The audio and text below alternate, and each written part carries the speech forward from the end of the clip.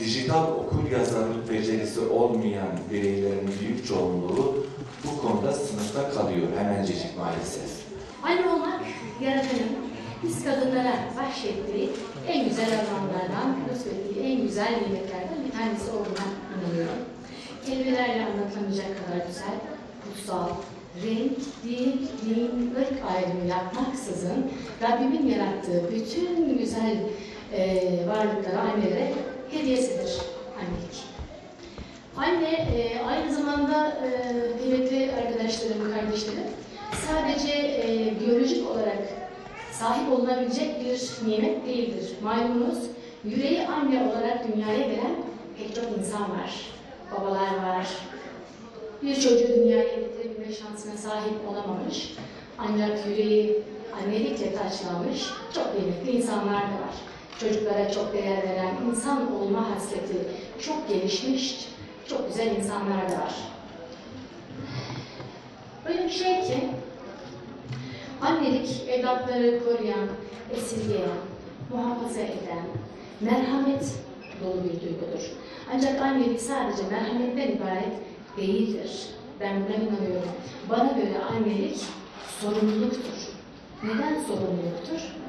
Bizim vesilemizle dünyaya gelen, bizden ayrı, bize ait olmayan bir bireyin gerçek anlamda bir birey olarak yetişmesini sağlamak üzere omuzlarımıza yüklenmiş bir sorumluluktur.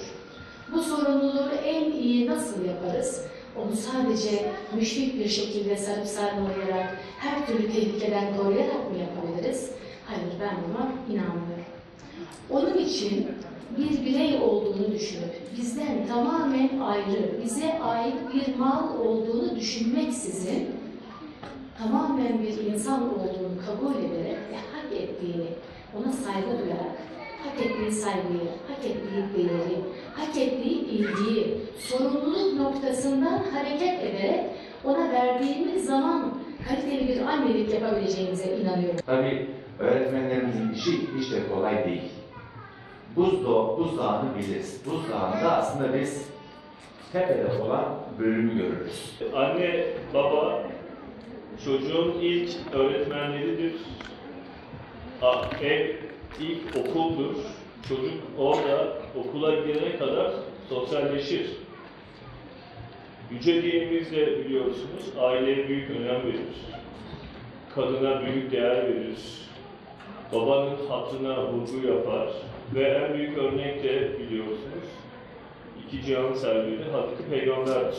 Hem bir eş olarak, hem bir baba olarak, hem de bizlere örnek olarak çok açık bir şekilde bize bazı davranışlar gösterir. Bu işin akademik boyutunu çalışan bir akademisyenin aile üzerine, aile sosyolojisi üzerine kitapları olan biriyiz. Ancak şu çok açık, değerli bağımlılar, aile hiç olmadığı kadar hızlı bir şekilde dönüşüm geçirmektedir.